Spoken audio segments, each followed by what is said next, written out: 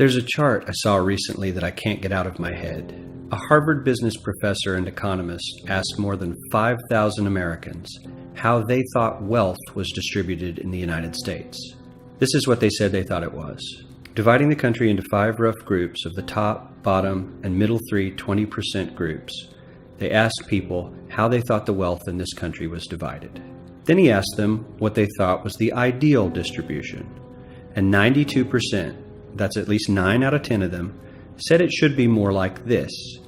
In other words, more equitable than they think it is. Now that fact is telling, admittedly, the notion that most Americans know that the system is already skewed unfairly. But what's most interesting to me is the reality compared to our perception. The ideal is as far removed from our perception of reality as the actual distribution is from what we think exists in this country. So ignore the ideal for a moment. Here's what we think it is again. And here is the actual distribution. Shockingly skewed. Not only do the bottom 20% and the next 20%, the bottom 40% of Americans barely have any of the wealth. I mean, it's hard to even see them on the chart. But the top 1% has more of the country's wealth than 9 out of 10 Americans believe the entire top 20% should have. Mind-blowing. But let's look at it another way, because I find this chart kind of difficult to wrap my head around. Instead, let's reduce the 311 million Americans to just a representative 100 people. Make it simple.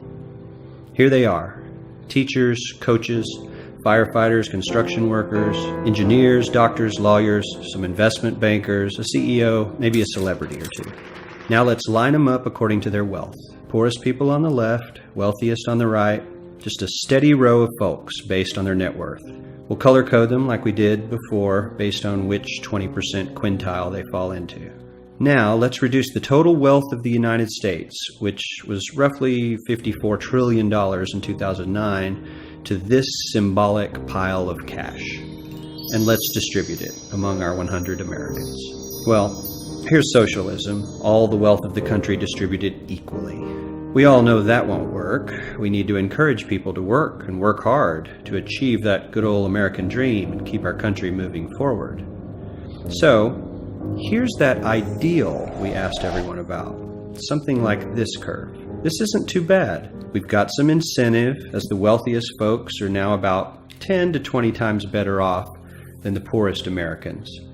But hey, even the poor folks aren't actually poor, since the poverty line has stayed almost entirely off the chart.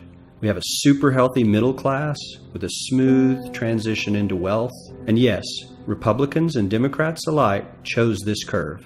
9 out of 10 people, 92%, said this was a nice, ideal distribution of America's wealth. But let's move on. This is what people think America's wealth distribution actually looks like. Not as equitable, clearly, but for me, even this still looks pretty great.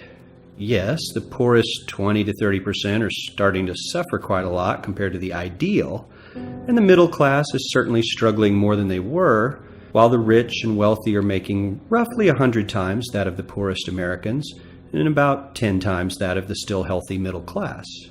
Sadly, this isn't even close to the reality. Here is the actual distribution of wealth in America. The poorest Americans don't even register. They're down to pocket change, and the middle class is barely distinguishable from the poor. In fact, even the rich between the top 10 and 20 percentile are worse off. Only the top 10% are better off. And how much better off? So much better off that the top 2 to 5% are actually off the chart at this scale.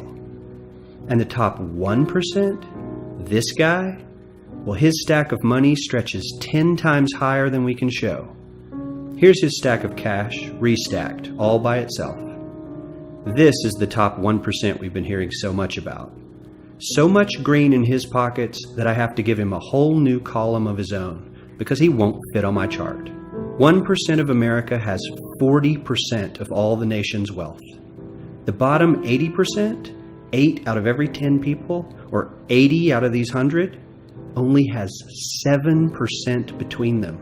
And this has only gotten worse in the last 20 to 30 years. While the richest 1% take home almost a quarter of the national income today, in 1976 they took home only 9%, meaning their share of income has nearly tripled in the last 30 years. The top 1% own half the country's stocks, bonds, and mutual funds. The bottom 50% of Americans own only 0.5% of these investments, which means they aren't investing. They're just scraping by. I'm sure many of these wealthy people have worked very hard for their money, but do you really believe that the CEO is working 380 times harder than his average employee? Not his lowest paid employee, not the janitor, but the average earner in his company. The average worker needs to work more than a month to earn what the CEO makes in 1 hour. We certainly don't have to go all the way to socialism to find something that is fair for hardworking Americans. We don't even have to achieve what most of us consider might be ideal. All we need to do is wake up and realize that the reality in this country is not at all what we think it is.